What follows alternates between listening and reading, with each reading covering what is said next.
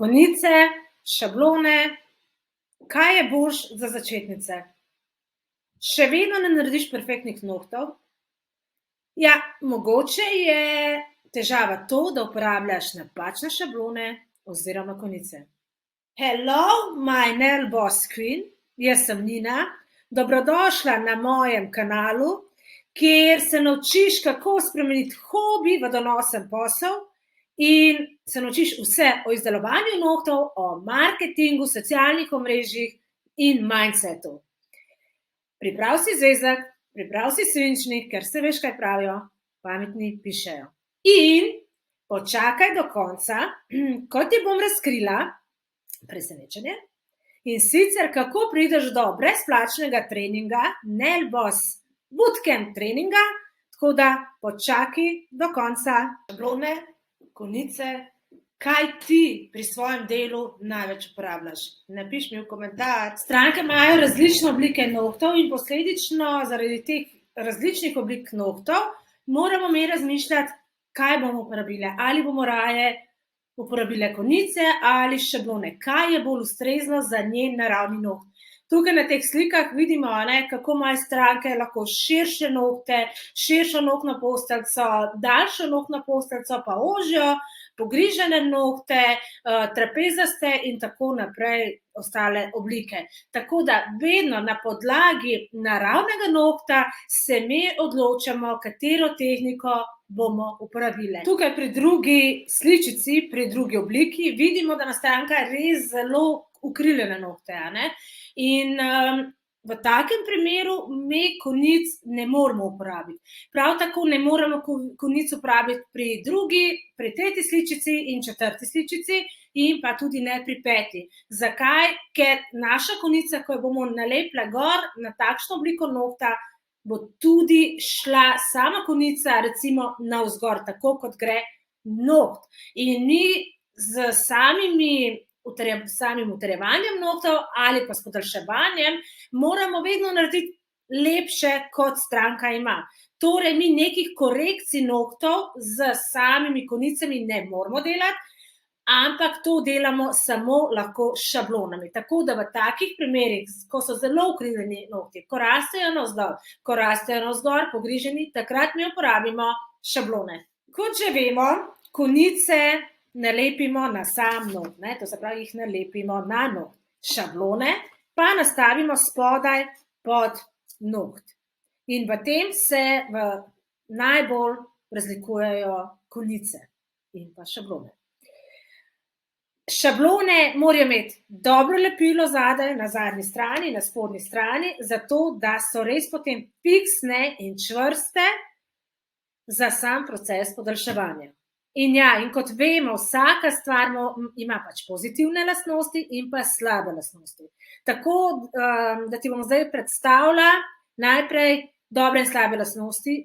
Je, da kadar uporabljamo konice, dejansko poskrbimo, da imamo konsistentne, lepe nohte na vseh 10 nohtih. Zato, ker imamo pač to obliko že narejeno samo konico. Veliko lažje se naučimo upravljati z njimi in lažje jih je tudi na koncu oblikovati, ker gre za mehkejši material od samega gela, ko zgradimo noht s šablono.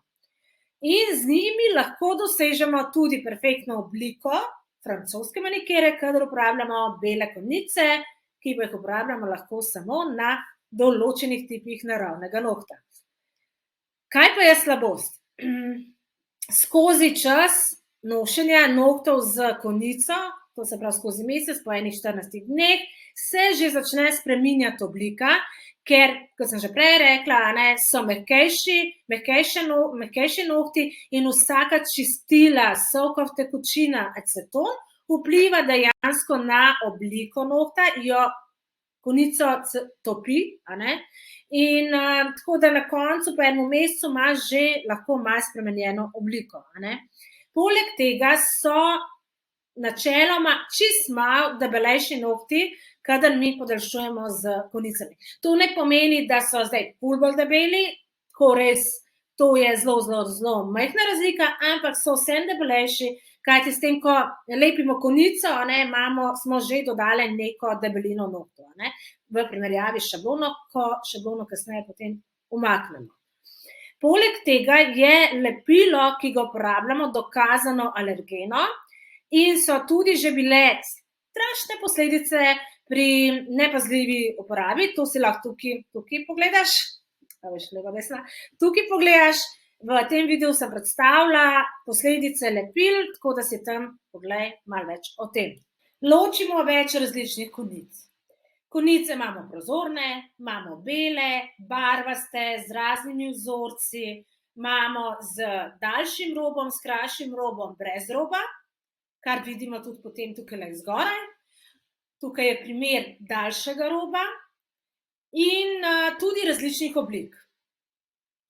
Niso vse konice primerne za vse vrste nohtov, kar sem tudi že na začetku poudarila. Francoska bela konica je super izbira in nam ful olajša delo, ampak moramo imeti tudi naraven noht ful lep. To se pravi, kadar ima stranka nohtno ploščo zelo dolgo, takrat mi belo konico lahko uporabimo in to bo najbolj perfekten French, kar smo ga imeli.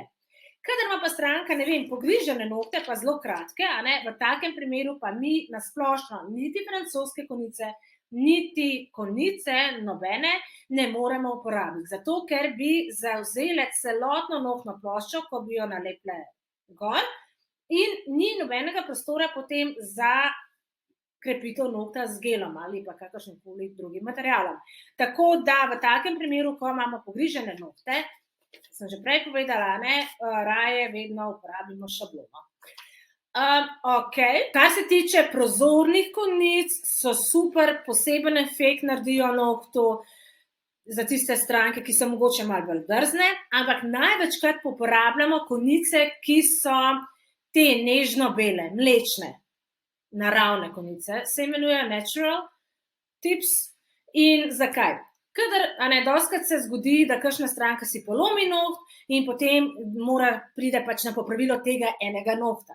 Vse ostale ima naravne, super, čez ima gel in če bi imel uporabljene za podaljšanje tega enega nohta, prozorno konico, bi imeli težavo in sicer estetsko težavo, da se na spodnji strani bi potem videla ta razlika, ker naraven noht je ta malo bolj rumenkast, tako kot ta naravna konica, in pol ta, ki smo ga pa mi podaljšali s prozornim, bi pa bil malo drugačen. Tako da v takem primeru pač v največji meri priporočam prva stvar, ki si jo kupaš, so te naravne konice. Ostale imaš mogoče, da ti je lažje zadelati. Definitivno lahko imaš tudi te z daljšim robom, sicer bom pa pokazala, katere so meni najbolj ustrezne. Te tukaj za 9 so mi najbolj ustrezne, po mojem moram pokazati tukaj, za 9, ker imajo kratki rob, sploh za začetnice bi jaz priporočila, da vzamete vse konico, ki ima ta rob, ker vam je ful lažje potem nalepiti na naraven noht, kot če imate konico brez roba. Potem pa tukaj tudi vidimo ene druge, pač take posebne, mozaik konice se imenujejo za posebne efekte. In to je tudi super, lahko se podaljša, za probati je in za kakšne stranke, ki so malo bolj pač drzne. Potem imamo pa še recimo Z8, te so pa francoska konica, zelo lahko se jih da gor, niti jih ne rabiš nič piliti, slabost je, da rabiš točen idealen noht v tej širini, naraven noht točno v tej širini, da so perfektne, tako da tudi te bi bile za samo uporabo. Vidimo tudi konice spodaj Z15, recimo imajo zelo velik lok, te je mogoče sploh na začetku malo težje nalepiti, ker jih moraš nalepiti čisto na tale rob, pač na rob, jaz sem za tega ta podaljšan, na ta rob, in včasih ti tukaj konice, špičke od umetne konice, tako ven, gledajo in jih moraš ti še dodatno stisniti. In kot če si začetnica, boš imela malo bolj težave s tem, tako da na začetku dajmo raje uporabiti konice naravne barve z kratkim robom, potem pa napredujemo počasi naprej. Prednosti in slabosti Šablon. Prednost je ta, da so nohti načeloma malce tanjši, če primerjamo to s konicami, bolj so odporni proti čistilom sovkov, tekočini in acetonu recimo. In pa enkrat, ko postanemo mojstrice uporabe šablon, smo tudi veliko hitrejše kot pri podaljševanju s konicami, zato ker konice moramo potem še blendirati in nas to kar upočasni.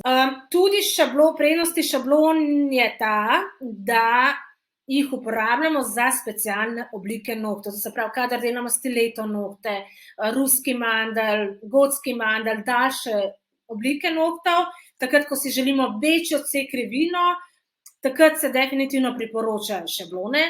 Poleg tega se šablone uporablja pri pogriženih nohtih in pa pri drugih specifičnih oblikah nohtov, ki sem jih tudi že omenila. Kaj pa je slabost? Našla sem samo eno slabost in sicer to je, da so na začetku veliko težje za uporabo. In veliko tečajnic oziroma nohtnih stilistk, ki se odločijo, da bodo podaljševale nohte s šablonami, na začetku obupa, ne? Ampak ne obupati. Res je važno, da ne uporabljate telih šablon, ker to so slabe šablone in vas to res ovira pri delu in pa misliš, da si ti pač kriva za to, da nekaj ne znaš in da ti ne gre.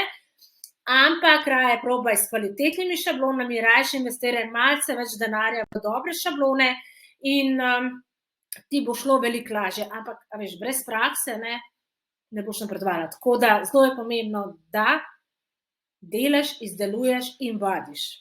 Tukaj vidimo različne oblike šablon. Res je, da ti ne potrebuješ za samo delo vseh teh vrst šablon, je pa prav, da veš, katere so bolj ustrezne, pa katere so manj ustrezne.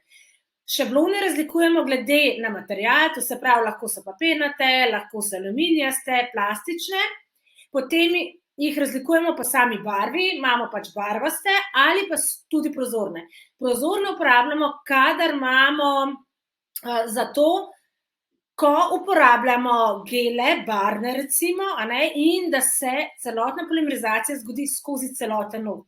Kajti včasih svetloba ne pronica čez barvne šablone in potem imamo na koncu težavo, da se naš material ni spolimeriziral v celoti. Takrat uporabljamo potem prozorne. Recimo bela barva je takšna problematična barva.